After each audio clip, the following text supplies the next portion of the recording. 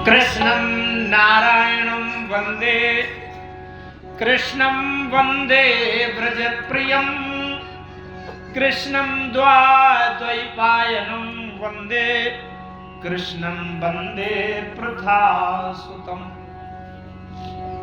भागवत महापुराण की कथा प्रारंभ हो रही है। जो लोग इस कथा का कोई भी अंश ध्यान से एकाग्रता से सुन लेते हैं उनका जीवन मानो धन्य हो जाता है। सबसे पहले प्रथम दिन में भागवत कथा का महात्म्य समझें, ध्यान से समझें बात। पहले किसी भी चीज का महत्व समझना चाहिए। आखिर भागवत कथा क्यों सुनते हैं, क्यों सुनाते हैं, क्यों आवश्यक है, इसके सुनने से क्या होगा, क्या हमारे जीवन में क्या उपलब्ध होगा, क्या हमें लब्धि होगी। पहले उसका महात्म्य सुनाते हैं। महात्म्य माने उसकी महिमा। अच्छा, महिमा जैसे कोई व्यक्ति अपनी महिमा अपने मुंह से गावे कहे तो अच्छा नहीं लगता।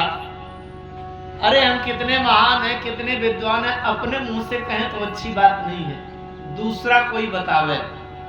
इसलिए भागवत का महत्व कितना है, इसका महत्व बताने के लिए पद्म पुराण बता रहा है। भागवत की जो महात्म्य की कथा है पहले दिन की, वो पद्म पुराण से ली गई है। व्यास जी भगवान ने 18 पुराणों की रचना की। पहले 17 पुराण लिखे, संतुष्टि नहीं हो रही थी, वो बात मैं आगे बताऊंगा। लेकिन सबसे पहले तो महात्म्य समझे। सच्चिदानंद रूपाय विश्वोत्पत्त्यादि हेतवे तापत्रय विनाशाय श्री कृष्णाय वयं नमः। एक बात मैं सबसे पहले आपको ये कहूं, पुराने समय में जब हम लोग बचपन में थे या थोड़ा जवान थे, उस समय जो भागवत कथा सुनाता था उसको बहुत उच्च कोटि का विद्वान माना जाता था। 10-5 गांव में ये नाम हो जाता था कि वो तो भागवतकार पंडित हैं, विद्वान। आज के समय में भागवत में इतना प्रदूषण भर गया है कि हर जगह छोटे छोटे लड़के लड़कियां सब भागवत कथा सुना। लेकिन भागवत का रूप इतना विकृत हो गया है आज के युग में कि भागवत वास्तव में जो मूल भागवत है, असली कथा है, वो सब गायब है।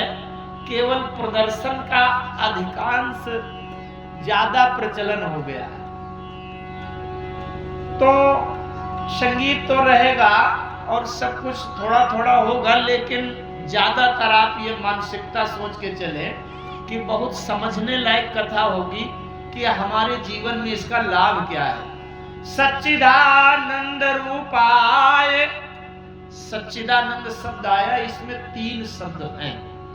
सच्चिदानंद में 3 शब्द हैं, सत, चेतन और आनंद। ये तीनों चीजें हमारे हाथ में नहीं है। सत्य क्या है और असत्य क्या है, संसार में सत्य क्या है और झूठा क्या है, इसकी पहचान क्या है। संसार में जब आप दृष्टि खोलें तो जो भी चीज आपको तीनों कालों में दिखाई पड़े कि ये सदैव था, आज है, हमेशा आगे भविष्य में रहेगा, वो तो सत्य। और जो पहले नहीं था, बीच में दिखाई पड़ रहा है और आगे भविष्य में नहीं रहेगा, वो सब झूठ। अच्छा, मैं 66 वर्ष के उम्र का हूं, इसका मतलब 67 साल के पहले मैं नहीं था। प्रत्येक व्यक्ति अपने अपने लिए अंदाजा लगाओ। जो 70 साल के हैं वो 75 साल के पहले नहीं थे संसार में, और ये भी पता है कि 10-20 साल के बाद अभी आगे नहीं रहेंगे। तो जो पहले नहीं था और आगे नहीं रहेगा, बीच में थोड़े दिन के लिए दिखाई पड़ा, वो सत्य नहीं है, वो झूठा है। समझ रहे? अगर इस दृष्टि से आप विचार करो, ये घर मकान 100 साल के पहले थे क्या, 200 साल के पहले थे क्या, या 200-400 वर्ष के बाद रहेंगे क्या? कुछ नहीं रहेंगे। न पेड़ पौधे, न घर मकान, न नदी तालाब पहाड़, सूर्य चंद्रमा पृथ्वी, यह खरबों वर्ष के पहले नहीं थे और खरबों वर्ष के बाद नहीं रहेंगे। इसका मतलब संसार जो दिख रहा है वो सत्य नहीं है। सत्य क्या है? हमारा शरीर सत्य नहीं है, हमारा परिवार भी सत्य नहीं है। अगर परिवार सत्य होता तो लालू राम यादव आज गायब न हो गए होते। इसका मतलब सत्य कौन है? अरे उमा कहूं मैं अनुभव अपना, उमा कहूं मैं अनुभव, उमा कहूं मैं अनुभव अपना, उमा कहूं मैं अनुभव अपना। सत हरि भजन जगत सब सपना, सत हरि भजन जगत सब सपना, सत हरि भजन जगत सब सपना, सत हरि भजन जगत सब सपना। पूरा संसार स्वप्न की तरह है। जैसे हम 2 बजे रात में सोते समय स्वप्न देख रहे हैं कि हमारे घर में आग लग गई है, और जहां 1 घंटा के बाद नींद खुली और जब आग लगी थी तब हम बहुत परेशान थे, रे दौड़ो बचाओ आग लग गई, आग लग गई। किसी को बुझाने की जरूरत नहीं, उसको जगा दो, होश में आओ। आग बुझाने की आवश्यकता नहीं, क्योंकि आग लगी ही नहीं। लेकिन आपसे कहूं कि आग लगने वाली घटना सत्य है कि झूठ? झूठ तो तब पता चला जब आपकी नींद खुल गई, और जिस समय सपन देख रहे थे उस समय तो सही थी, तभी तो हम हाँफ रहे थे, कहीं बाढ़ आ गई, डूब रहे हैं, जंगल में शेर सामने खड़ा हो गया, हाँफते जा रहे हैं, भागते चले जा रहे हैं, उस समय तो सत्य थी। इसी प्रकार से भैया, जितने दिन तक आपको ये संसार गृहस्थी और ये धन संपत्ति सही लगे, तो आप समझ लेना कि अभी सपन देख रहे हैं, अभी जागे नहीं है। और जिस दिन जाग जाएंगे उस दिन ये संसार झूठा नजर आएगा। सत्य क्या है? सत्य केवल परमात्मा है। सच्चिदानंद रूपाय सत चेतन और आनंद। इस श्लोक की व्याख्या जरा ध्यान से समझ लेंगे। सत्य क्या है? केवल परमात्मा है, संसार में और कोई सत्य नहीं है। ब्रह्म सत्यम जगन मिथ्या। आदि शंकराचार्य भगवान कहते हैं ब्रह्म सत्यम जगन मिथ्या ब्रह्मैव जीवो नापरा। तो केवल परमात्मा सत्य है, बाकी सब झूठा है। और चेतन, चेतन क्या है? जैसे हमारा ये मिट्टी से बना हुआ शरीर, अगर हम बेहोश हो जाएं या सो जाएं, होश न रहे, उसको कहते हैं अचेत अवस्था। हम इस समय बोलते हैं, बातचीत करते हैं, खाते पीते हैं, चलते फिरते हैं, हमको पता है कि ये आग है, ये पानी है, ये सांप है, ये बिजली का करंट है। जो ज्ञान आता है, चेतना, वो हमारी नहीं है।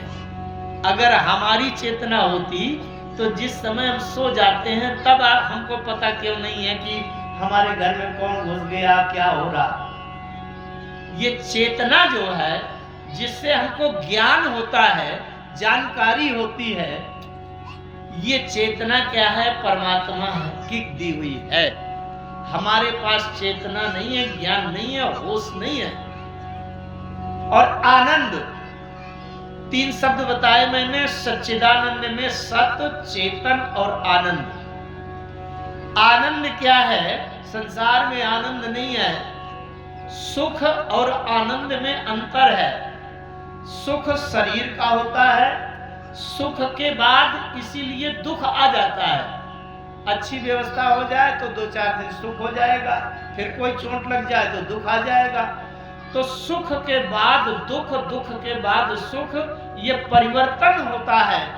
लेकिन आनंद एक ऐसा तत्व है कि अगर आनंद एक बार भी जीवन में आ जाए तो फिर वो कभी लुप्त नहीं होता, उसके जीवन में अशांति नहीं हो सकती, आनंद से गायब नहीं हो सकता। तो आनंद क्या है? आनंद भी परमात्मा है।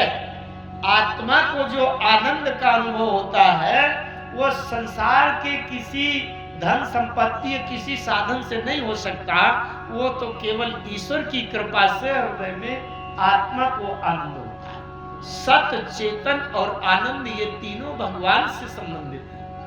सच्चिदानंद रूपाय विश्वोत्पत्त्यादि हेतवे, संपूर्ण विश्व की उत्पत्ति आदि, आदि शब्द लगा है, ये सृष्टि संसार की उत्पत्ति और उसका पालन, और जब जिसका समय पूरा हो जाए तो उसका संहार, विनाश, ये तीनों काम करने वाले केवल परमात्मा है, भगवान है। कोई बीच का जीव नहीं कर सकता, न किसी को जन्म दे सकता, न किसी की सुरक्षा कर सकता, जीवन बचा सकता, और न कोई किसी को मार सकता, न जीवन ले सकता। ये तीनों काम करने वाले केवल परमात्मा। तापत्रय विनाशाय, तीन प्रकार के ताप हैं हमारे जीवन में सबके। तीन प्रकार के कौन? दैहिक, दैविक, भौतिक ताप।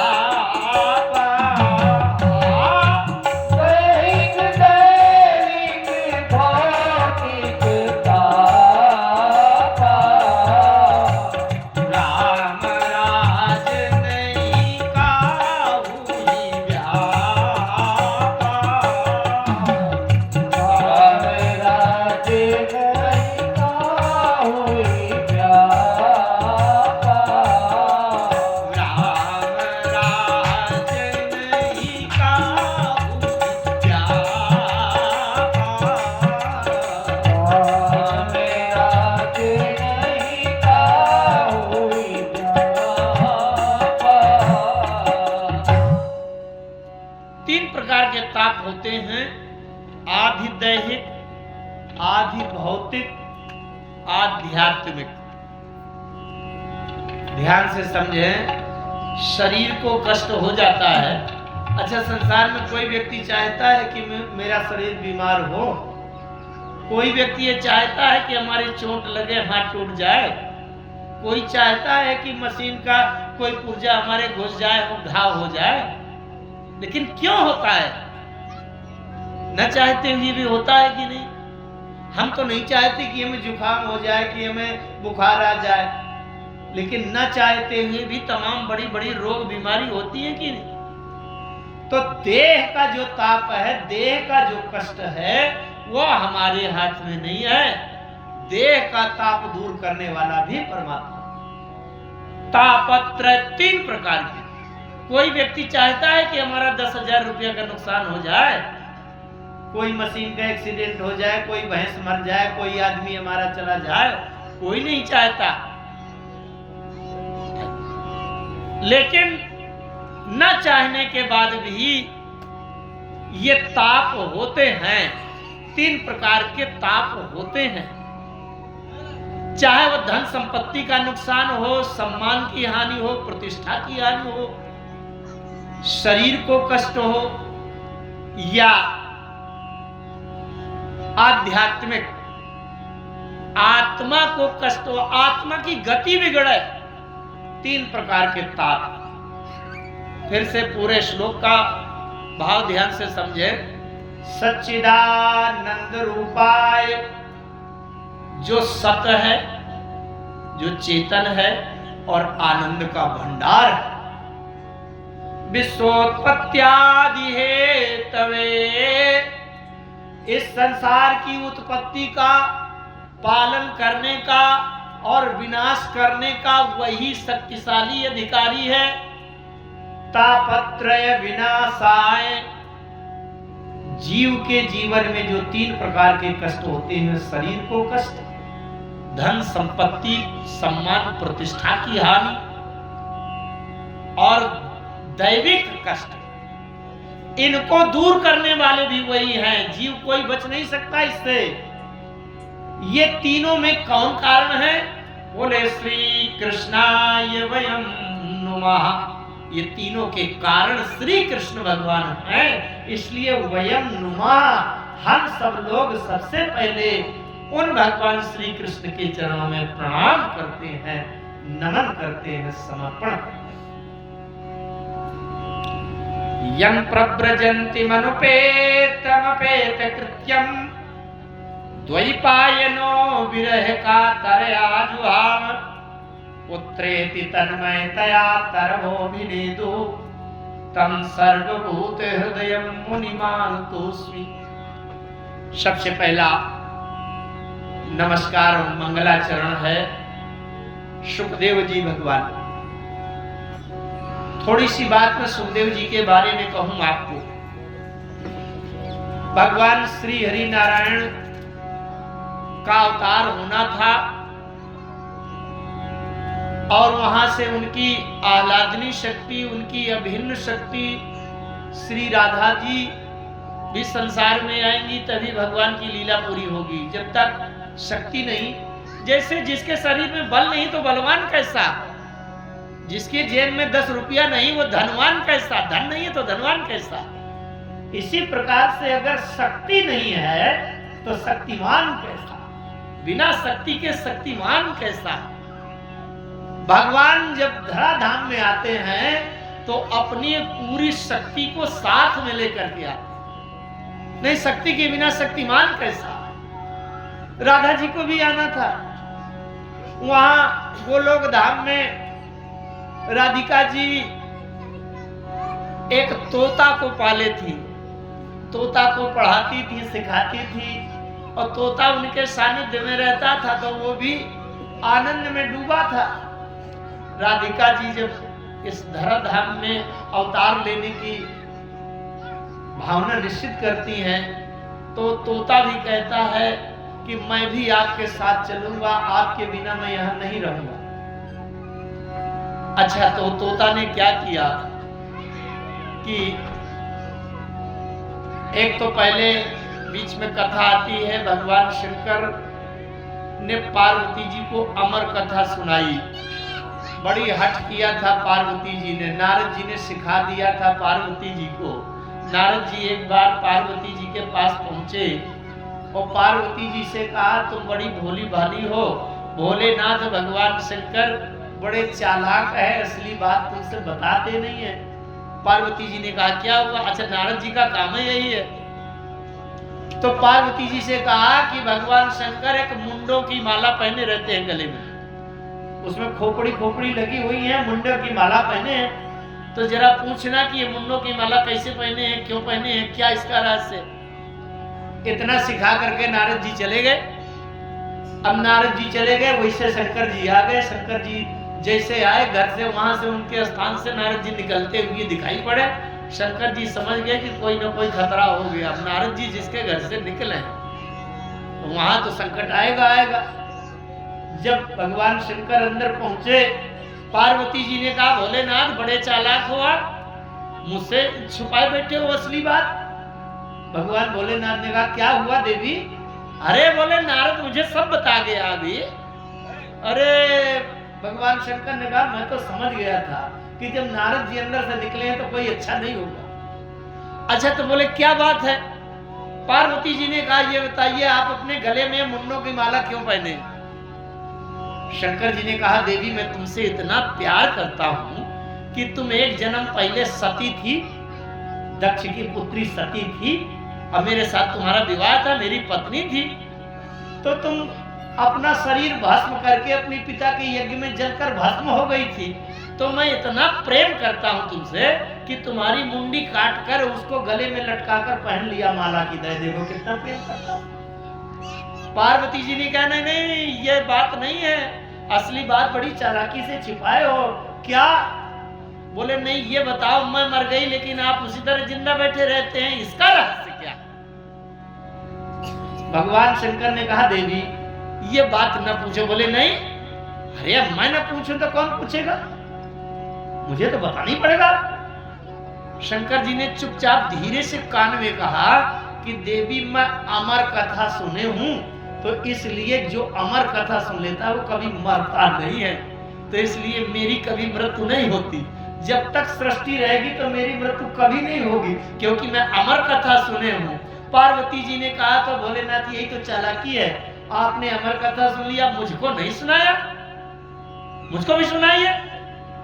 अरे अब शंकर जी ने कहा ये तो हट मत करो, इससे बड़ा गड़बड़ हो जाएगा। बोले नहीं नहीं, अमर कथा सुनाना पड़ेगा आपको, नहीं तो फिर हड़ताल शुरू। अच्छा, तो शंकर जी ले गए कैलाश पर्वत में गुफा के अंदर पार्वती जी। बोले देवी एक शर्त है, एक शर्त ये है कि अमर कथा सुनने के समय कोई दूसरा जीव इस गुफा के अंदर नहीं होना चाहिए। नहीं, कोई भी जीव अगर अमर कथा सुन लेगा तो वो भी अमर हो जाएगा। अब बताओ, अगर जरूरत पड़ गई कि मैं इसको मार डालूं, अब वो अमर कथा सुने बैठा और नहीं मरेगा तो गुंडा हो जाएगा, मेरा सामना करेगा, बराबरी करेगा। इसलिए कोई दूसरा जीव नहीं होना चाहिए उससे। पार्वती जी ने कहा ठीक है भोलेनाथ, नहीं होगा। देख लिया, अब वहां पहाड़ की गुफा है तो बड़ी सरसरी दृष्टि से देख लिया, कोई नहीं था। शंकर जी ने कहा दूसरी शर्त यह है कि जब मैं अमर कथा सुनाऊंगा तो बीच बीच में हुंकार देना पड़ेगा, हूं करते रहना पड़ेगा, तब मुझे समझ में आएगा कि सुन ही रही हो कि नहीं। पार्वती जी ने कहा ठीक। अच्छा, भगवान शंकर ने आंख बंद किया, ध्यान लगाया, अमर कथा सुनाना शुरू। अब जब अमर कथा सुनाना शुरू, उस समय राधिका जी के उस गोलोक धाम से वो तोता, उसने कहा कि आप अगर धरा धाम में अवतार लेने जा रही हैं तो मैं भी वहां धरा धाम में आऊंगा, पृथ्वी में आऊंगा। तो तोता वहां से गोलोक धाम से आया और कैलाश पर्वत की उस गुफा में किसी छेद में छुपकर चुपचाप बैठ गया। और वहां शंकर जी अमर कथा सुनाने के लिए पूरा मंगलाचरण करके जैसे आंख बंद किया, ध्यान लगाया, अमर कथा शुरू हुई और तोता ने शुरू से जैसे सुना उसका मन लग गया तोता का। बोले तो बड़ी अच्छी कथा, इसको सुन लेने के बाद मृत्यु नहीं होगी। अच्छा, तो तोता सुनता रहा। थोड़ी देर सुनने के बाद पार्वती जी को नींद आ गई। नींद आ गई, अब नींद आ गई तो अगर हूं नहीं करेंगी तो कथा बंद हो जाएगी। तोता ने सोचा ये अगर कथा बंद हो गई तब तो बड़ा नुकसान होगा, इसलिए पार्वती जी जैसे झपकी आई तो वैसे तोता हूं करने लगा बीच में। एक बात जब भगवान शंकर एक वाक्य बोल देते हैं बीच में हूं कर देता है। अब भोलेनाथ तो आंख बंद किए बैठे हैं, उन्हें क्या पता कि हूं कौन कर रहा है। और जब कथा पूरी हो गई तो भगवान शंकर ने, भोलेनाथ ने बड़ी जोर से जयकारा लगाया, बोलिए श्री कृष्णचंद्र भगवान की जय। जैसे जयकारा लगाया वैसे पार्वती जी की आंख खुल गई। अरे अरे, पार्वती जी ने कहा भोलेनाथ मैं तो बीच में सो गई थी और एकदम से आपने झटके से जयकारा लगवाया तो आंख खुल गई। शंकर जी ने कहा नहीं, तुम तो हूं बीच में करती रही हो, सो कहां गई थी, मैं तो कथा सुनाता रहा। अरे पार्वती जी ने कहा मैं सो गई थी। तो शंकर जी ने कहा ये हूं कौन कर रहा था, इसको ढूंढो जल्दी। और देखा तो एक छेद में एक तोता बैठा था। अब तोता बैठा था, शंकर जी दौड़े झपटने के लिए कि इसको त्रिशूल से इसको मार दूं, और तोता उड़ा। तोता उड़ा तो भगवान शंकर लिए त्रिशूल पीछे पीछे भागे चले जा रहे हैं। अब तोता उड़ता चला गया, उड़ता चला गया। अब भोलेनाथ पीछे से लिए त्रिशूल। इधर व्यास जी की पत्नी उस समय बैठी थी स्नान करके, ऋतु स्नान करने के बाद पवित्र होकर के बैठी थी। व्यास जी की पत्नी को इससे मुंह खोल करके जमाई आई और वो तोता आया भागते भागते उनके मुंह में घुस गया, व्यास जी की पत्नी की। और पीछे पीछे शंकर जी लिए त्रिशूल दौड़े चले आए, चोर चोर चोर चिल्लाते चले आ रहे। अरे व्यास जी ने कहा चोर चोर किसने चोरी किया? अरे भोलेनाथ ने कहा मेरे यहां से चोरी करके भाग आया। व्यास जी कहते हैं भोलेनाथ आपके यहाँ सांप के अलावा है क्या है, कोई क्या चुरा ले जाएगा आपके? अच्छा, कोई सांप चुराएगा? अरे बोले चुरा लाया, मेरी अमर कथा चुरा लाया। व्यास जी ने पूछा कि ये बताइए भोलेनाथ अमर कथा क्या है। अरे शंकर जी ने कहा वो कथा ये है कि जो सुन लेता है वो अमर हो जाता है, फिर मरता नहीं है। तो व्यास जी ने कहा ये बताओ कि उसने कथा सुन लिया है आपकी।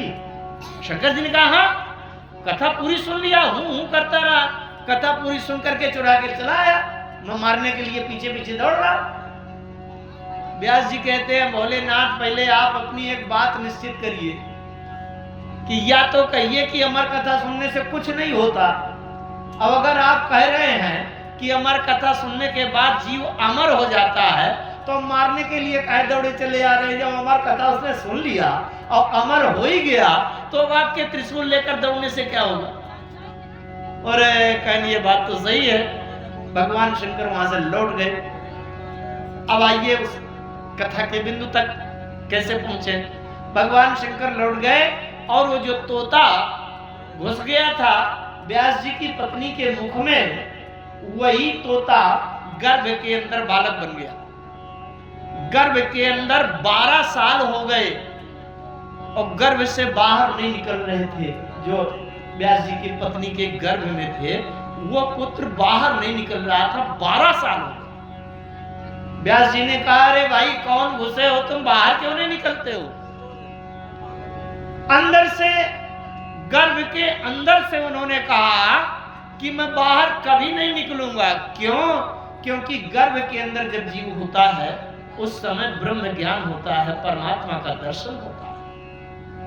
और गर्भ के बाहर जब निकल आता है तो संसार की माया लिपट जाती है। छोटे बच्चे का जब जन्म होता है, जब तक उसको ये पता नहीं है कि मेरा है कि दूसरा है, किसका है, कौन है, क्या है, तब तक उसको ब्रह्म ज्ञान रहता है। लेकिन जिस समय से उसको ये पता चलने लगता है कि ये मेरा खिलौना है, वो दूसरे का है, ये मेरी माँ है, ये दूसरी है, समझ लीजिए वहीं से माया लगना शुरू हो गई। जैसे वर्षा ऋतु में ऊपर से बूंद टपका, भूमि परत भा ढाबर पानी, जिम जीवहि माया लपटानी, तो वैसे माया लपट जाएगी। लेकिन व्यास जी ने कहा पुत्र तुम गर्भ से बाहर निकल आओ, मेरा आशीर्वाद है और मेरे आशीर्वाद से तुमको माया नहीं लगेगी, मैं जिम्मेदारी लिए हूं, तुम बाहर निकलो। 12 साल के गर्भ में रहने के बाद जब सुखदेव जी का प्राकट्य हुआ, जन्म हुआ, उस समय वो 8 वर्ष के बालक के समान थे। और जैसे सुखदेव जी बाहर निकले, जन्म हुआ कि जंगल की ओर जाने लगे, जंगल की ओर जाने लगे। अच्छा, व्यास जी को एक बहुत बड़ी चिंता थी।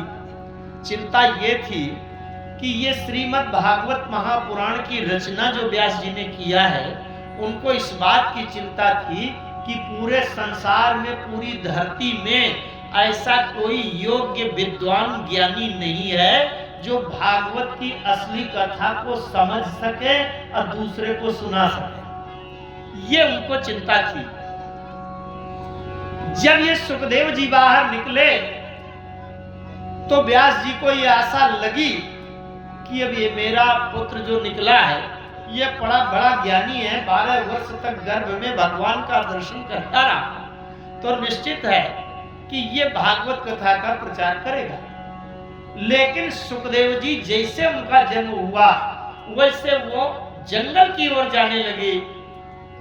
अब व्यास जी ने कहा रे पुत्र रुको रुको, कहां जा रहे हो। सुखदेव जी ने कहा पिताजी आपने कहा है कि संसार की माया नहीं लगेगी, तो जब मुझे संसार की माया से मतलब नहीं लगेगी तो मैं यहाँ क्यों ठहरूं।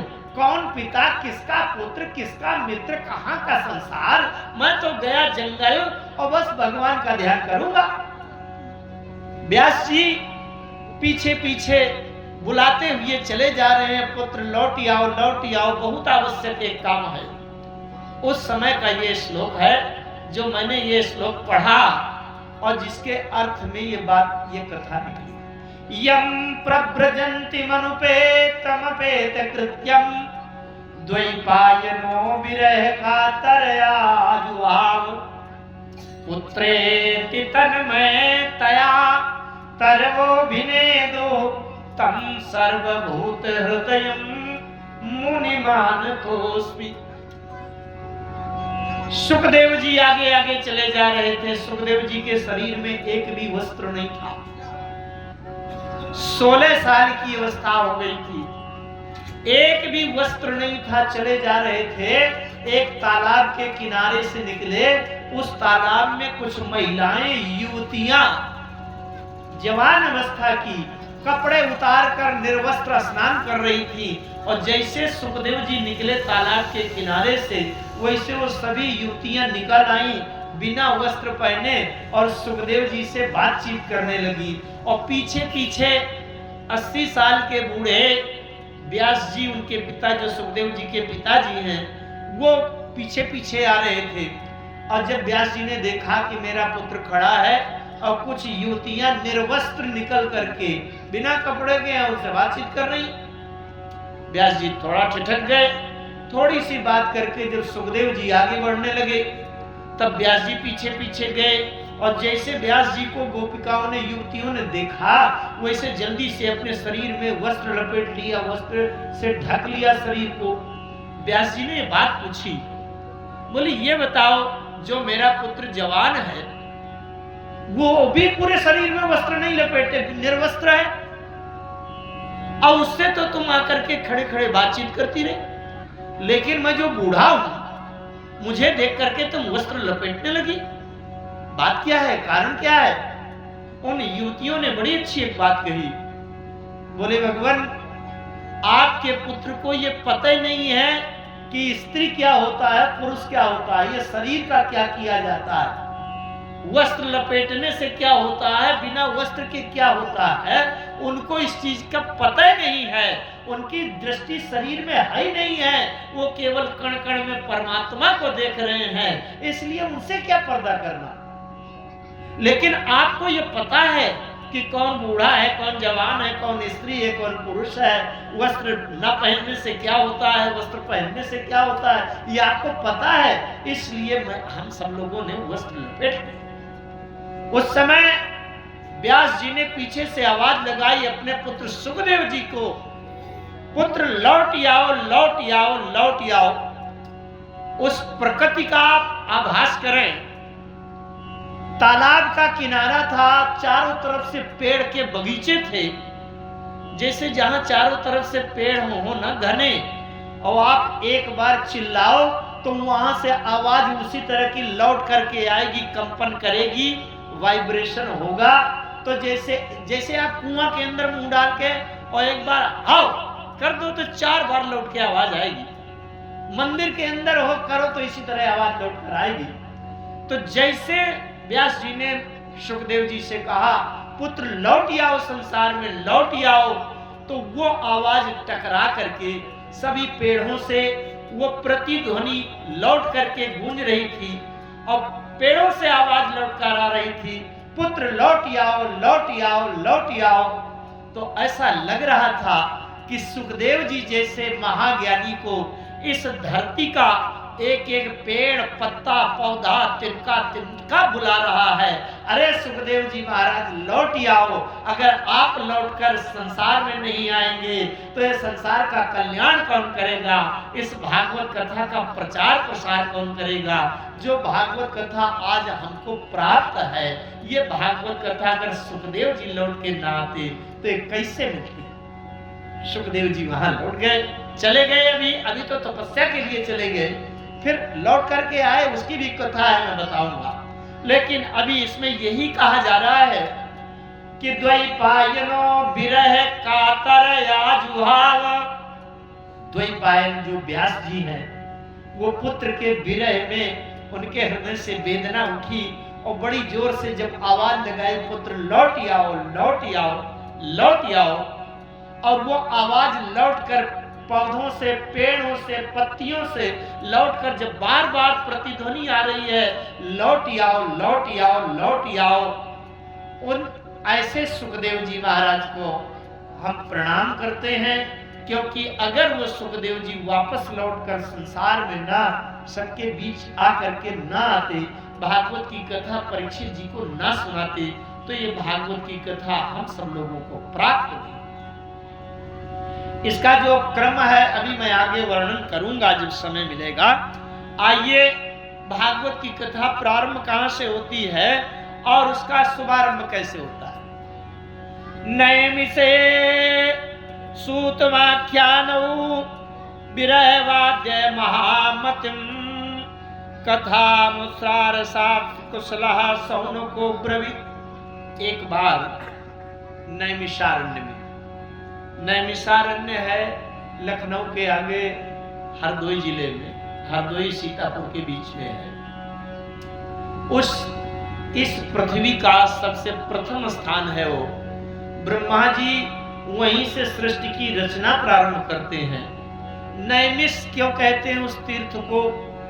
इसलिए कहते हैं कि संपूर्ण पृथ्वी में जितने दैत्य थे, एक बार भगवान विष्णु ने अपने चक्र से एक पलक गिरने के समय को निमिष कहते हैं, पलक गिरने के समय से अपने चक्र से सारे दैत्यों का विनाश किया था, इसलिए उसको नैमिष कहते हैं। निमिष माने पलक गिरने का समय। नैमिषारण्य में 88,000 ऋषि एक बार एकत्र हुए। 88,000 ऋषि एकत्र हुए काहे के लिए? सत्संग के लिए। जिस प्रकार से माघ मेला में, इस समय माघ मेला चल रहा है, कुंभ चल रहा है, इसी प्रकार से पौराणिक काल में नैमिषारण्य ने, नैमिष तीर्थ में, नैमिष क्षेत्र में 88,000 ऋषि इकट्ठा सत्संग के लिए। अच्छा, ये हुआ कि सत्संग किया जाए। सत्संग कैसे होता है? जब कभी कोई व्यक्ति प्रश्न करता है और प्रश्न के उत्तर में कोई ज्ञान की बात बताई जाती है, वही सत्संग है। अच्छा, 88,000 ऋषि बैठे हैं और 88,000 ऋषियों में सभी लोग उठ करके प्रश्न करने लगे, तब तो बड़ा अशांत वातावरण हो जाएगा। न प्रश्न करने वाले का प्रश्न समझ में आएगा और न कोई उत्तर दे पाएगा। तो 88,000 ऋषियों ने अपना एक प्रतिनिधि नियुक्त कर लिया कि हम सब लोगों के जो प्रश्न हो वो आप कहेंगे। उनका नाम है शौनक जी। शौनक जी को अपना प्रतिनिधि बना लिया कि हमारे सबके प्रश्न आप कहा करेंगे और उत्तर देने में सूत जी उत्तर दे रहे हैं। तो शौनक जी ने एक प्रश्न किया, एक क्या 6 प्रश्न किए उन्होंने, और जो 6 प्रश्न किए, 6 प्रश्नों का जो उत्तर दिया सूत जी ने, उसी 6 प्रश्नों के उत्तर में पूरी भागवत कथा बन गई, भागवत महापुराण बन गया।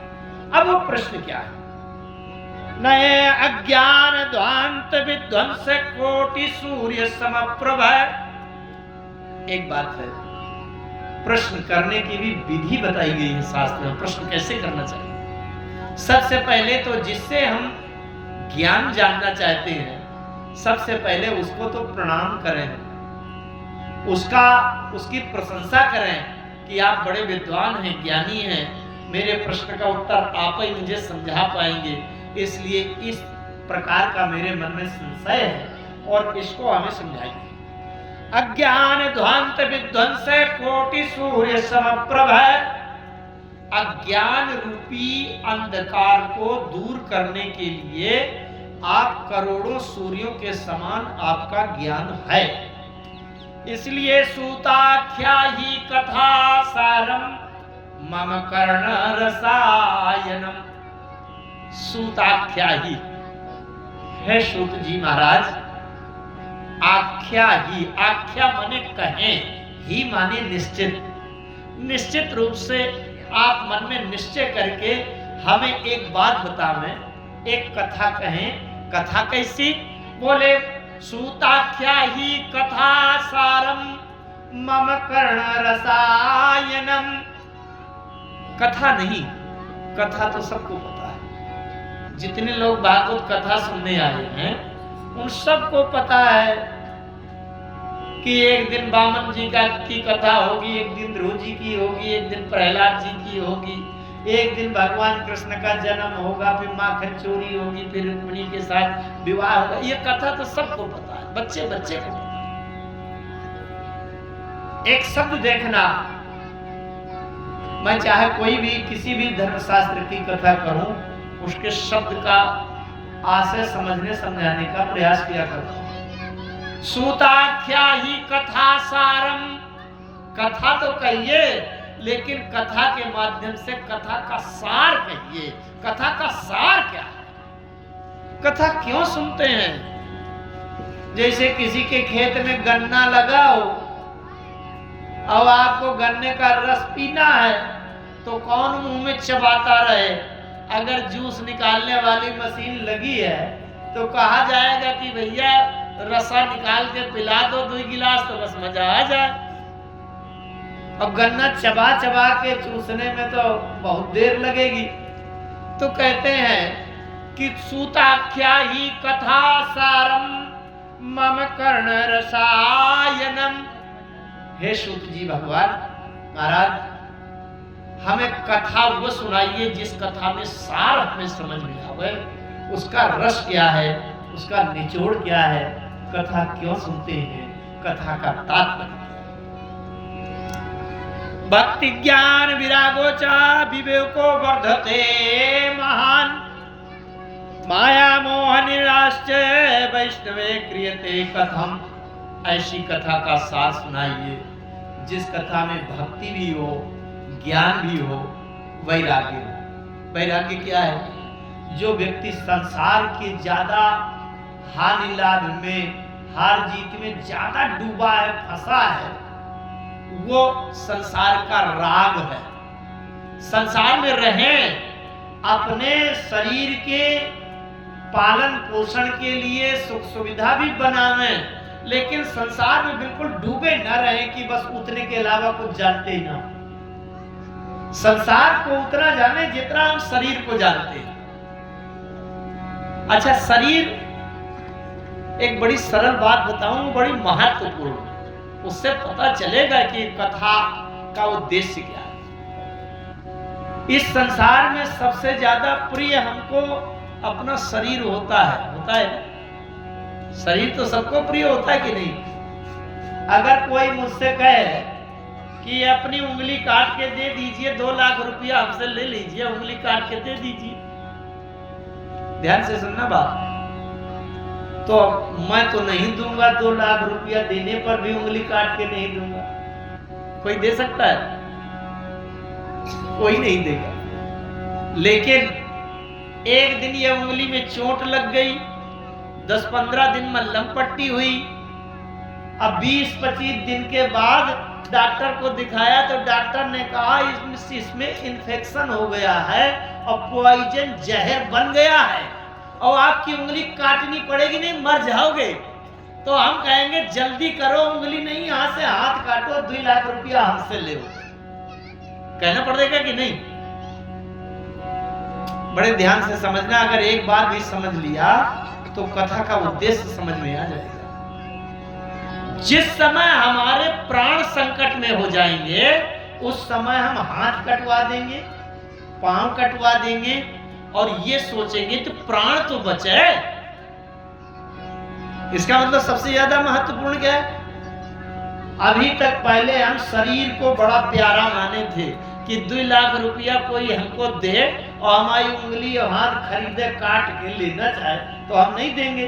लेकिन हमारा प्राण अगर दांव पर लग जाए कि हाथ बचाने, उंगली बचाने के चक्कर में पड़ोगे तो मर जाओगे, तो फिर हम 2 लाख रुपया उसको देंगे अपने पास से और कहेंगे जल्दी काटो, देर न करो। इसका मतलब हमारे जीवन में सबसे ज्यादा कीमती क्या है? शरीर नहीं, शरीर से भी ज्यादा महत्वपूर्ण है प्राण। समझ रहे?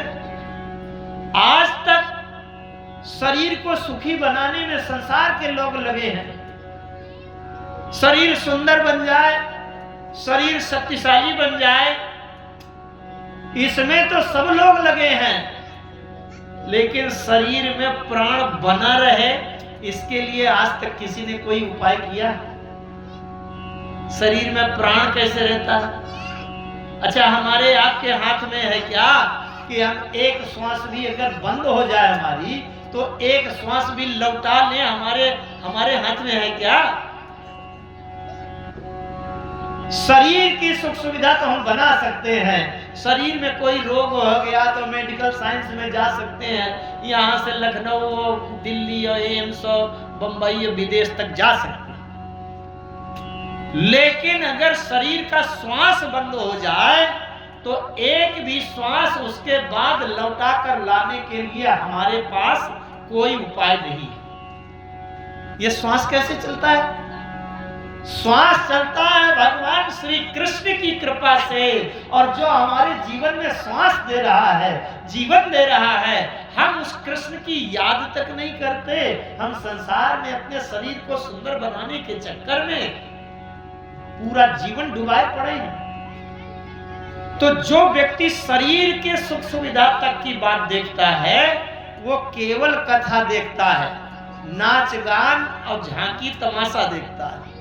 लेकिन शरीर में जितना प्राण आवश्यक है उसी तरह से अगर कथा का सार तत्व समझता है वो मानव शरीर के जीवन में प्राण को जानना चाहता है और प्राण के माध्यम से प्राणनाथ को जानना चाहता है। अगर प्राणों के प्राणनाथ को जानना है तो आपको ये भागवत कथा सुननी पड़ेगी, तब भगवान कृष्ण का ज्ञान होगा कि वो कृष्ण तत्व है। आइए, शौनक जी कहते हैं, सूताख्यायी कथा सारम मम कर्ण रसायनम। हे सूत जी महाराज, कथा का ऐसा सार तत्व बताइए कि जो जीवन में संसार से आसक्ति समाप्त होकर हमारे प्राण प्राणों के प्राणनाथ का मर्म रहस्य संबंध उनका सिद्धांत समझ में आ जाए। शौनक जी ने 6 प्रश्न किए। सबसे पहले प्रश्न ये किया कि हे प्रभु ये बताइए, कलयुग में आयु बहुत कम है।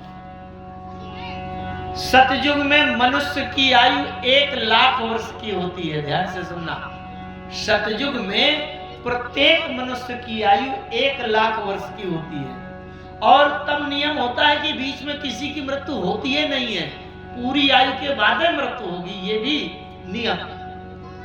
त्रेता में मनुष्य की आयु 10,000 वर्ष की होती है और द्वापर में मनुष्य की आयु 1,000 वर्ष की होती है।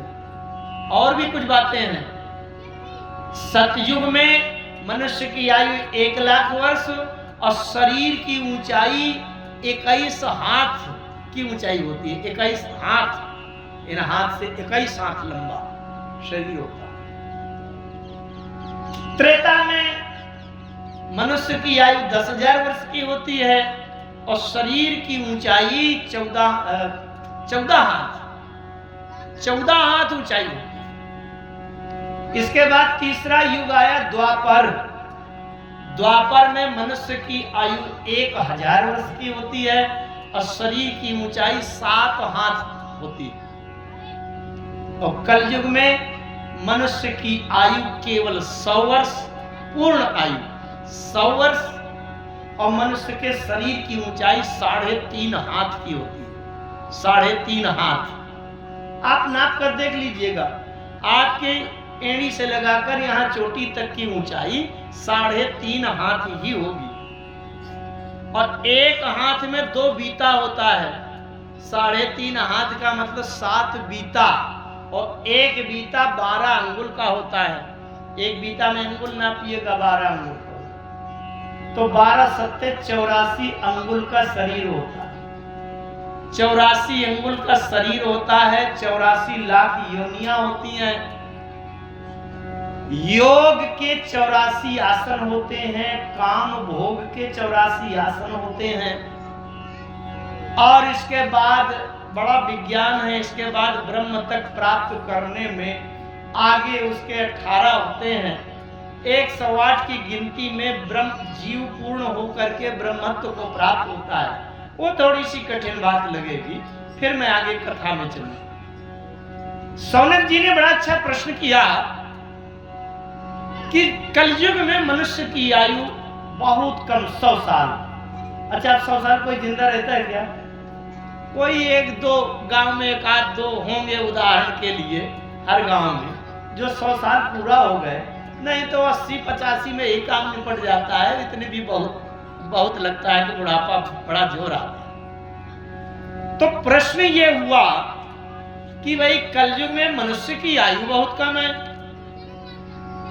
जबकि अन्य युगों में देखते हैं तो कई कई हजार वर्ष तक समाधि लगा लगा कर लोग बैठते हैं, बड़े बड़े ऋषि मुनि ध्यानी ज्ञानी। तो कलयुग में समाधि कितनी लगेगी? जब 100 साल की उम्र है पूरी, 60 70 80 तक खेल हो जाता है, तो कितने दिन समाधि कोई लगाएगा? ये सनातन धर्म में हमारे धर्म ग्रंथ इतने हैं कि अगर कोई जीवन भर में सब ग्रंथ पढ़ना चाहे तो जीवन छोटा पड़ जाएगा, पूरे ग्रंथ कोई पढ़ नहीं पाएगा। तो बताइए कितनी तपस्या करें हम, क्या करें? उम्र भी ज्यादा नहीं है, इसलिए ऐसा कोई सरल उपाय बताइए कि कम समय में और जीवन का कल्याण हो जाए, ऐसा कोई उपाय बताइए सरल, तभी कलयुग में हो सकता है। पहला प्रश्न ये। और दूसरा प्रश्न ये किया कि भाई भगवान का अवतार क्यों होता है, उद्देश्य क्या है भगवान के अवतार का। तीसरा प्रश्न ये किया कि भगवान लीला क्यों करते हैं, जब भगवान अपने स्वधाम को चले जाते हैं तो धर्म की रक्षा कौन करता है। हमारे इस कलयुग में ना तो भाग्य अच्छा है और ना बुद्धि अच्छी है। इस प्रकार से 6 प्रश्न करके मानव जीव के कल्याण के लिए उन्होंने प्रश्न किया और उसके उत्तर में भागवत की कथा पूरी होती है। आइए, प्रारंभ महात्मा का कहां से होता है। नारद जी ब्रह्मा जी के पुत्र हैं। नारद जी वो भी भगवान के अवतार हैं, भगवान है नारद जी। नारद जी का काम है पूरे देश संसार में दुनिया में घूमते फिरते रहना और संसार के हालचाल लेना कि कहां क्या हो रहा है। एक बार नारद जी आए और संसार के यहाँ पूरे तीर्थ क्षेत्रों में भ्रमण कर रहे थे। भ्रमण करते हुए नारद जी का एक अभ्यास है कि एक कीर्तन हमेशा करते रहते हैं। क्या कीर्तन करते जा रहे थे? श्रीमन नारायण नारायण नारायण श्रीमन नारायण नारायण। सभी लोग कीर्तन करें। श्रीमन नारायण नारायण नारायण। लक्ष्मी नारायण नारायण नारायण लक्ष्मी नारायण नारायण नारायण। वंदे नारायण नारायण नारायण। नारायण नारायण नारायण। श्रीमन नारायण नारायण नारायण। नारायण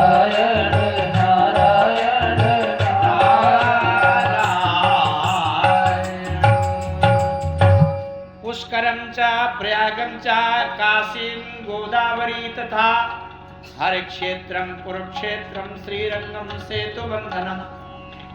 नारद जी आए इस पृथ्वी में। वो कहां कहां गए? पुष्कर गए, प्रयाग गए, काशी गए, गोदावरी गए, सेतुबंध रामेश्वरम गए, हरिद्वार गए, हर जगह गए। क्यों गए? क्यों जाते हैं? इसलिए कि संसार में व्यक्ति क्या चाहता है? सबसे अंत में शांति चाहता है। मन को शांति नहीं है, शरीर को शांति नहीं है। नारद जी भी देख रहे थे कि शांति कहीं है, कहीं कोई व्यक्ति संतुष्ट है कि हम ठीक है। पूरे तीर्थों में गए, बड़े बड़े ऋषि मुनि साधु संतों को देखा, लेकिन कहीं शांति नहीं थी, कोई संतुष्ट नहीं था। सब कोई असंतुष्ट था। कोई कह रहा था कि ये और मिल जाए, वो और मिल जाए। और कहां गए? मंदा सुमंद मतयो मंद भाग्या उपद्रुता पाखंड निरता संतो विरक्ता सपरिग्रहा। साधु संतों के यहाँ गए तो बड़ा ढोंग पाखंड फैला हुआ था। अब जैसे कहीं मेला लगा है, कुंभ लगा है, कहीं पर्व है, वहां देखिए जिसके जीवन में साधुता से कोई मतलब नहीं है वो भी साधु बना बैठा है। नारद जी ने हर जगह देखा तो यही देखा कि पाखंड बहुत ज्यादा है। अच्छा, तो उन्होंने सोचा कि भैया तीर्थ स्थानों में तो 2-2 4-4 पैसा रुपया के लिए लोग तमाम जाल बिछाए पड़े हैं, तो चलो गृहस्थों के यहाँ चला जाए, वहां देखें शायद वो लोग शांति प्राप्त किए हो, वहां संतुष्टि हो। गृहस्थों के यहाँ गए। तरुणी प्रभुता गे श्याल को बुद्धिदायका, कन्या विक्रयणो लोभात दंपति नाम चकल कमम। अब जब गृहस्थ के यहां गए तो प्रत्येक घर घर में कलह था, और श्याल को बुद्धिदायक कहा, अगर घर में कोई काम करना हो, कुछ सलाह करना हो, तो ससुराल से साले को बुलाकर उससे सलाह ली जाती है। भागवत में ही ऐसा लक्षण लिखा है, घर परिवार और किसी की कोई सलाह नहीं मानता, क्योंकि पत्नी की ज्यादा चलती है और पति की कुछ चलती नहीं। पत्नी कहती है मेरे भैया को बुलाओ, पहले वो बताएंगे कैसे क्या करना। श्याल को बुद्धिदायका, साला ही बुद्धि देने वाला, सलाह देने वाला है, और एक दूसरे की खींचतान में, कलह में सब डूबे हुए हैं। नारद जी ने कहा भैया यहाँ से भी भागो, यहाँ भी कोई शांति नहीं, संतुष्टि नहीं। न तीर्थों में साधु संतों के यहाँ संतुष्टि शांति है, और न किसी गृहस्थ के यहाँ। चले जा रहे थे, जाते जाते कहाँ पहुंचे? यामुनम तटमापन्नो यत्र लीला हरेरभूत। यामुनम, यमुना जी के किनारे वृंदावन क्षेत्र में, तत्राश्चर्या मया दृष्टम श्रूयताम तन्मुनीश्वरा। वहां एक आश्चर्य देखा। क्या देखा? एका तु तरुणी तत्र खिन्नमानसा निखन्नसा, अवृद्धौ तो पतितौ भूम पार्श्वे निःश्वेषतस्वास्वरौ। एक आश्चर्य देखा। यमुना जी के किनारे वृंदावन है, और वहां जब नारद जी घूमते घूमते गए तो देखा तो एक जवान स्त्री बैठी हुई थी, बढ़िया 25 साल की सुंदरी, और उसके सामने 2 90 साल के बूढ़े साधु मूर्छित बेहोश पड़े थे। अब वो जो स्त्री थी, जवान थी, वो बैठे बैठे रो रही थी। नारद जी ने कहा ये काहे रो रही? और देखने में बड़ी सुंदर थी। नारद जी ने सोचा चलो इससे पूछा जाए क्या परेशानी है। जेब कट गई कि कोई चोर लेके तुम्हारा पर्स भाग गया, क्या हो गया? आखिर देखे तो उसके पास जब नारद जी गए, अब वो देखा तो सामने 2 साधु पड़े थे 100 साल के। अब वो युवती 25 साल की थी, सुंदरी थी। नारद जी ने पूछा कि क्या बात है, क्या कष्ट है? अच्छा, नारद जी ने पहले देख करके सोचा कि वो बहुत सुंदरी थी, सोचा कि कोई देख लेगा तो कहेगा ये साधु संत नारद होकर के भी सुंदरता के चक्कर में लगता है, ये आकर्षित हो रहा है, ये कहां से आ गए? तो नारद जी भागने लगे। सोचा कि ये बवाल में कौन फंसे, न जाने कौन सा बवाल फंसा पड़ा हो। जाने लगे, तब उस सुंदरी ने आवाज दिया नारद जी को, भो भो साधो क्षणम तिष्ठ मच्चिंता मपिनाशय। अरे अरे साधु महाराज, हे संत, हे देवर्षि, थोड़ा एक क्षण तो रुक जाइए। मुझे जो दुख है, जो चिंता है, जो संकट है, उसको दूर करने में मेरी सहायता करिए भगवान। भो भो साधो क्षणम तिष्ठ मच्चिंता मपिनाशय, दर्शनम तव लोकस्य सर्व पाप अघहरम परम। कितनी अच्छी बात। उस युवती ने कहा कि एक झलक आपके दर्शन में मेरी दृष्टि लग गई है, तो एक ही दृष्टि, एक झलक में मुझे अंदर से वो दुख कम हुआ है, अब मुझे अच्छा लगा है, तो थोड़ा सा तो रुक जाइए, आप थोड़ा ठहर जाइए। मेरे हृदय में जो चिंता है, जो दुख है, वो दूर हो जाएगा। बात बहुत मार्मिक है। संसार में साधु का अगर दर्शन हो जाए, किसको मानेंगे कि साधु है?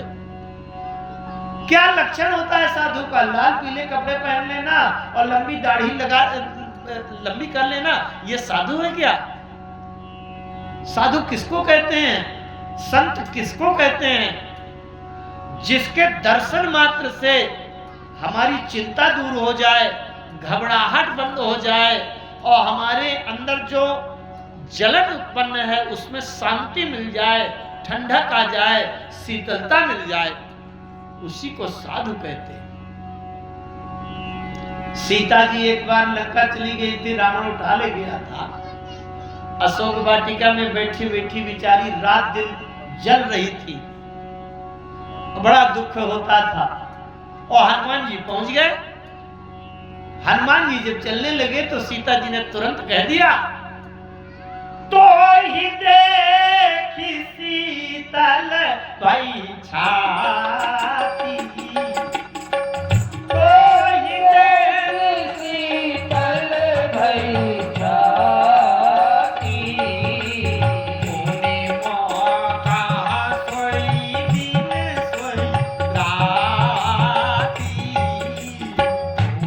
मुनि मौका सोई दिन सोई राती, मुनि मौका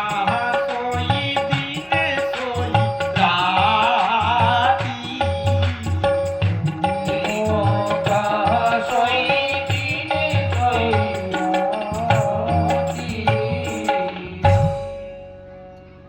साधु वो है जिसका केवल दर्शन करने भर से कुछ अंदर अच्छा सा लगने लगे। समझ लेना क्यों? क्योंकि तेज होता है। तेज कहां से आता है? बिनु तप तेज की कर विस्तार। वो तेज जो है हमारे अंदर के दुख कष्ट समस्या चिंता को कम करता है। वो युवती कहने लगी, भो भो साधो क्षणम तिष्ठे मत चिंता पिनाश, मेरी चिंता दूर कर दो महाराज। एक झलक आपका दर्शन हुआ है तो मेरे हृदय में कुछ अच्छा सा लगा है, शीतलता आई है। नारद जी ठहर गए। अच्छा, साधु वही है जो अपने लिए चिंता न करे, दूसरे जीवों को जिससे सुख मिले, शांति मिले, अच्छा हो, हमारे द्वारा किसी का उपकार हो जाए, वही साधु का स्वभाव है। नारद जी ने सोचा कि जब मेरा दर्शन करने से इसको अच्छा लग रहा है तो चलो थोड़ा सा ठहर जाता हूं। नारद जी 2 मिनट ठहरे और पूछने लगे, क्वासित्वम क्वा विमौचेमा, क्वासित्वम तुम कौन हो, चक्वा एमा ये दोनों कौन है जो मूर्छित पड़े हैं? क्या हो गया है इनको? कहीं चोट लग गई, कोई जहर का प्रभाव हो गया, आखिर ये मूर्छित कैसे हो गए? साधु कौन है? अनाथ का पद्मलोचना है, कमल नेत्रों वाली सुंदरी, ये तो बताओ कारण क्या है? वद देवी सविस्तारम स्वस्य दुखस्य कारणम, हे देवी अपने दुख का कारण विस्तार से बताओ, समस्या क्या हुई? अच्छा, कोई व्यक्ति सड़क में आपको मूर्छित पड़े मिले तो आप भी ठहर कर पूछोगे क्या बात है, एक्सीडेंट हो गया कि टक्कर लग गई, क्या हो गया? नारद जी ने पूछा क्या कारण क्या है? अब वो युवती स्त्री कह रही है कि मैं इनकी मां हूं, ये मेरे पुत्र हैं।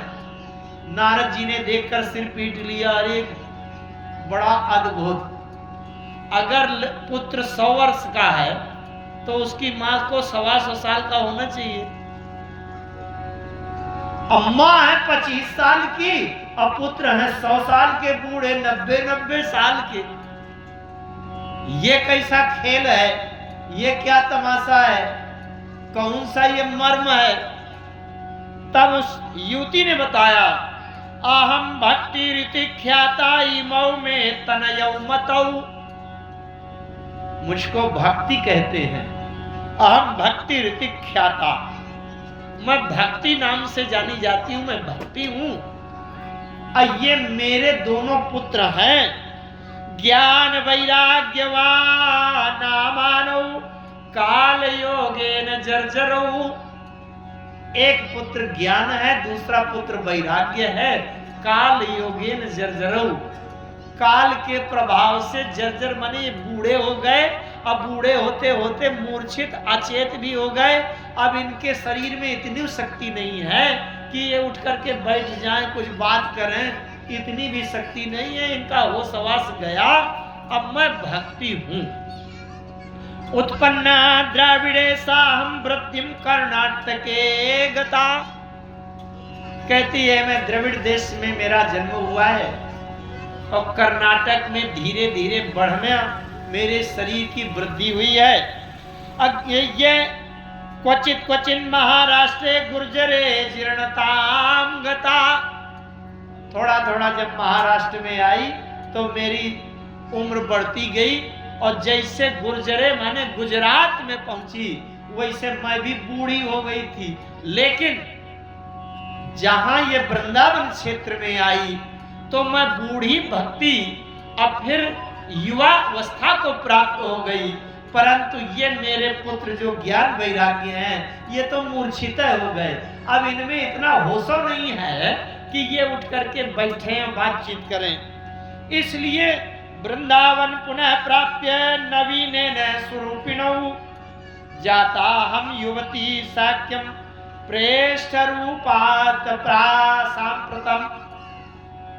वृंदावन के क्षेत्र में आकर के मेरी तो युवावस्था आ गई है, लेकिन ये ज्ञान वैराग्य मेरे पुत्र मूर्छित हैं, इनको होश में ले आइए महाराज। वृंदावन से संयोगा पुनस्त तरुणी नवा, वृंदावन का संयोग पा करके भक्ति जो है तरुणी हो जाती है, लेकिन ज्ञान वैराग्य ये बूढ़े हो जाते हैं। अच्छा तो कोई उपाय करो। नारद जी को बड़ा गर्व था कि जब इनके कान में मैं वेद मंत्र बोल दूंगा तो वेद मंत्र बोलते ही ज्ञान होश में आ जाएगा और वैराग्य भी उठ के बैठ जाएगा। नारद जी ने क्या किया कि वेदों का मंत्र पढ़ पढ़ करके उनके कान में आवाज दिया वेद मंत्रों की, और इसके बाद गीता का पाठ किया। मुखम संयोज्य कर्णांते शब्दमुच्चै समुच्चरन् ज्ञान प्रबुद्धताम शीघ्रम रे वैराग्य प्रबुद्धताम। अरे ज्ञान होश में आ जाओ, अरे वैराग्य तुम तो उठकर बैठ जाओ। लेकिन वेद वेदांत घोषश्च गीता पाठैर्मुहुर्मुहुः बोधयन्तमानि तदा तेनाम कथा चित्तो मद्बलात्। मैंने बार बार गीता का पाठ किया, गीता के मंत्र श्लोक सुनाए, वेदों के मंत्र सुनाए, लेकिन कुछ नहीं हुआ, कुछ नहीं हुआ। न ज्ञान वैराग्य हिले तक नहीं, एको सांस तक नहीं लूटी। अब वहां से मैं चला, नारद जी कहते हैं ये समस्या लेकर के वहां से चला। चलते समय व्योमवाणी आकाशवाणी हो गई। व्योमवाणी तदैवान भूमा ऋषे खिद्यमासा तामिति उद्यमा सफलेस्ते भविष्यति न संशया। आकाशवाणी हो गई, अरे नारद कोई उपाय करो, कोई उपाय करो तो सफलता मिलेगी, समस्या दूर होगी। अब ये नारद जी को समझ में नहीं आ रहा था कि उद्यम उपाय क्या करें। अब वो जाने गए नारद जी तो सोचा कि किसी साधु संत से पूछूंगा क्या उपाय करें। तो जिस साधु संत के पास जाते हैं तो साधु संत मौन हो जाते हैं कि भैया हम मौन, हम बात नहीं करते, पता नहीं कौन सा प्रश्न लेकर आए हो, फंसा दें हमको, आता हो ना आता हो, कहाँ का बवाल आ गया, तो मौने हो जाते हैं। कोई कहते हैं हम नहीं जानते, आगे बढ़ो आगे बढ़ो। चलते चलते इस क्षेत्र से, वृंदावन क्षेत्र से आगे चल करके हरिद्वार में पहुंचे। वहां हुआ क्या कि शनकादिक जो ब्रह्मा जी के इस सृष्टि के सबसे पहले पुत्र, इस सृष्टि में सबसे पहले उन्हीं का प्राकट्य जन्म होता है। ऐसे सनक, सनातन, सनंतन, सनत कुमार, ये चार पुत्र जो हमेशा ज्ञानी रहते हैं, विरक्त रहते हैं, ये मिल गए। शनकादिक ने पूछा आप लोग चिंता न करें, 5 मिनट के अंदर मैं वाणी को विराम दे रहा हूं। तो सनकादिक मिल गए। सनकादिक ने पूछा नारद जी से कि नारद जी कैसे घूम रहे हो? नारद जी ने कहा भगवान, एक समस्या देख के आया हूं कि एक माँ 25 साल की है और उसके पुत्र 100-100 साल के लुढ़के पड़े हैं, बेहोश पड़े हैं और रो पीट रही है। वो कहती है मैं भक्ति हूं, ये मेरे पुत्र ज्ञान वैराग्य मूर्छित हो गए हैं। और भक्ति कहती है कि उनको कैसे जगावें। मैंने खूब वेदों का पाठ किया, खूब गीता का पाठ किया और वहां कुछ नहीं हुआ। वेद वेदांत घोष से गीता पाठ है, प्रबोधिता, ये सब करके मैं देख चुका। सनकादिक ने कहा नारद इनसे नहीं होगा, उनको भागवत कथा सुनाओ। भागवत कथा सुनाने से भक्ति तो युवती हो ही गई है, जवान हो ही गई है पहले से, और भागवत कथा सुनाओगे तो ज्ञान और वैराग्य दोनों चैतन्य हो जाएंगे। नारद जी ने कहा कि जब वेदों का मंत्र सुनाने से कुछ नहीं हुआ तो ये भागवत तो पुराण है, इसके सुनाने से क्या होगा? शनकादिक ने बड़ी अच्छी बात बता दी। बोले जैसे आम का पेड़ है, आम के पेड़ में आम का फल लगता है। अब कोई कह दे कि पेड़ की जड़ का ज्यादा महत्व होता है, आम के पेड़ में फल न लगे हों, अब कोई जड़ें खोद खोद के खाए चबाए तो आम का जैसा स्वाद मिलेगा क्या? नहीं मिलेगा। इसी प्रकार से जैसे घी में पूड़ी सेक कर निकाली जाती है कढ़ाई में, अब कोई कहे कि घी तो दूधे से बनता है, आज अगर घी नहीं है तो दूधे में पूड़ी सिरा के और पका के निकाल लो तो कभी दूध में पूड़ी निकलेगी? यद्यपि घी जब बनेगा तो दूधे से बनेगा।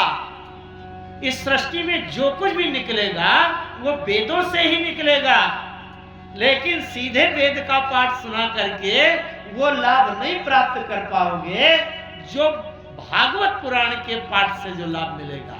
इसका मतलब जहां घी की आवश्यकता है वहां आप दूध से काम करना चाहो। अच्छा कोई पूड़ी सिरा रही हो माताएं, अब घी कम हो जाए तो कहते हैं दूध से तो घी बनता है, तो चलो 1 लीटर दूध है डाल दिया जाए, पूड़ी निकाला जाए, कभी निकलेगा नहीं। इसलिए तुम भागवत कथा सुनाओ, भागवत कथा के बिना इस समस्या का समाधान नहीं हो सकता। तो वहां फिर भागवत कथा होती है। भागवत कथा हरिद्वार में होती है। हरिद्वार क्या है? क्योंकि ज्यादा संसार में उतर करके कथा सुनाओगे तो केवल कथा भर रहेगी, मनोरंजन भर रहेगा और उसका जो सार तत्व है, जो अमृत तत्व है, वो गायब हो जाएगा। ज्यादा हम संसारिकता में आ जाएं और इसकी उसकी छुटकी बड़की की कथा और जेठानी देवरानी की बातें सुनावें तो केवल हंसी चुटकुला और केवल यही बस संसार की कथा रह जाएगी। और ज्यादा ऊंचे अगर ले जाएं, बिल्कुल वेद का मंत्र बोलने लगे, वेदांत बोलने लगे तो कोई सुन नहीं पाएगा। इसलिए बीचों बीच रहना चाहिए। हरिद्वार, हरिद्वार का मतलब क्या है? हरि माने भगवान परमात्मा और उनका दरवाजा है। भगवान के दरवाजे तक पहुंच जाओ, जहां संसार से आगे भी बढ़ जाओगे और बिल्कुल ब्रह्म के अंदर प्रवेश नहीं करोगे कि वेद बोलने लगे। तो जहां हरिद्वार कथा समझाने के लिए सरल उदाहरण भी हो, लेकिन कथा में कुछ न कुछ सार गर्भित भाग तो हो, उस हरिद्वार में कथा हुई, भागवत कथा हुई। भक्ति देवी दोनों पुत्रों को लेकर के नृत्य करने लगी। वहाँ बड़ा आनंद हुआ, सभी ऋषि मुनि आ गए। क्योंकि समय ज्यादा हो गया है, शीतकाल है, लहर चलने लगी है। आज प्रथम दिन है, प्रथम दिन थोड़ा विलंब से कथा शुरू हुई है। कल से ठीक 1 बजे से कथा प्रारंभ हो जाएगी और बड़े विस्तार से भागवत की बड़ी मार्मिक कथाओं को लेने का प्रयास किया जाएगा। जो कथाएं प्रचलित हैं वो तो सुनेंगे ही सुनेंगे, लेकिन मैं प्रयास करूंगा कि भागवत की जो कथाएं ज्यादा प्रचलन में लोग नहीं सुनाते, मैं उन कथाओं को भी और उनके सार तत्व को भी लेने का प्रयास करूंगा। लेकिन कल से सब लोग समय से ठीक 1 बजे से कथा प्रारंभ हो जाएगी और 5 बजे कथा का विराम हो जाएगा। आज प्रथम दिन है, विलंब से कथा प्रारंभ हुई है। और अभी कथा हुई कहाँ है, थोड़ा सा एक ही बात कही है, लेकिन शीतकाल है, शीतलहर चल रही है, इसलिए समय को देखते हुए अब मैं वाणी को विराम दूं। 2 बार भगवान की शरणागति और समर्पण, इसके साथ आरती तैयार करेंगे। भागवत जी की आरती होगी, आरती और प्रसाद लेकर के ही जाएंगे। हरि शरणम हरि शरणम हरि शरणम हरि शरणम हरि शरणं हरि शरणं हरि शरणं हरि शरणं हरि शरणम हरि शरणम हरि शरणम हरि शरणम हरि शरणं हरि शरणं सभी बोले, सभी हरि बोले। शरणं हरि शरणं एक अभी जो कथा चल रही थी, एक बढ़िया बात याद आ गई। अभी जो नारद जी को ब्रह्मा जी के 4 ज्येष्ठ पुत्र मिले, सनत, सनातन, सनंतन, सनत कुमार, सनकादिक, इस सृष्टि में सबसे पहले वही प्रकट होते हैं और पूरी सृष्टि का अंत हो जाता है, महाप्रलय हो जाता है, तब तक वो केवल 5 साल के बने रहते हैं। उनके बाद पैदा होने वाले बूढ़े हो करके वो सब मर मर कर चले जाते हैं, लेकिन ये हमेशा जवान बच्चे ही बने रहते हैं। अच्छा, इस संसार में कौन कौन लोग हैं जो हमेशा जवान बने रहना चाहते हैं, वो बूढ़े ना होना चाहते हैं? एक बिल्कुल सरल उपाय है और गारंटी है, अगर वो आप उपाय कर लेंगे तो कभी बूढ़े नहीं होंगे। भागवत में लिखा है, देखिए, मैं मनगढ़ंत बात में नहीं करता। हरि शरणम में वही नित्यम ये सामुखे बचा, अतः काल समादिष्टा जरायुष्मान न बाध्यते।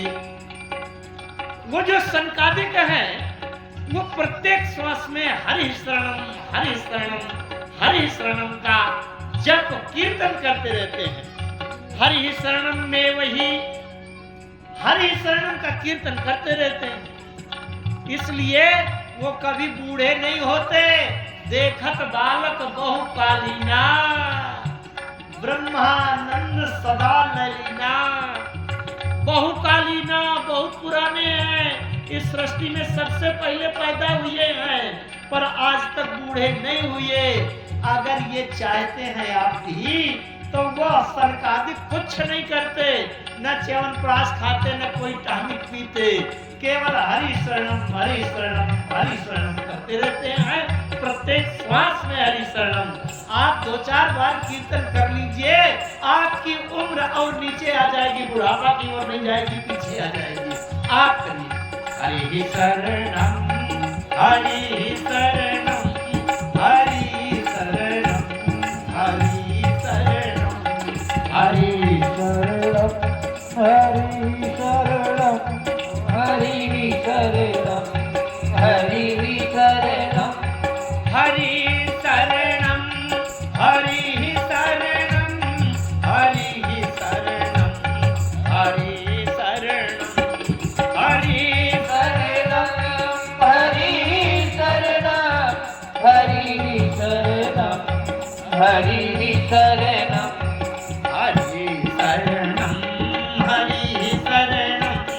हरि शरणम हरि शरणं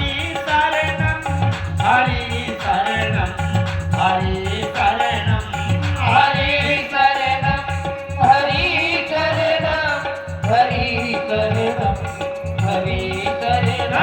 शरणं हरि शरणम हरि शरणम हरि शरणम हरि शरणम हरि हरि शरणं हरि शरणं हरि शरणं हरि शरणं हरि शरणं हरि शरणं हरि शरणं हरि शरणं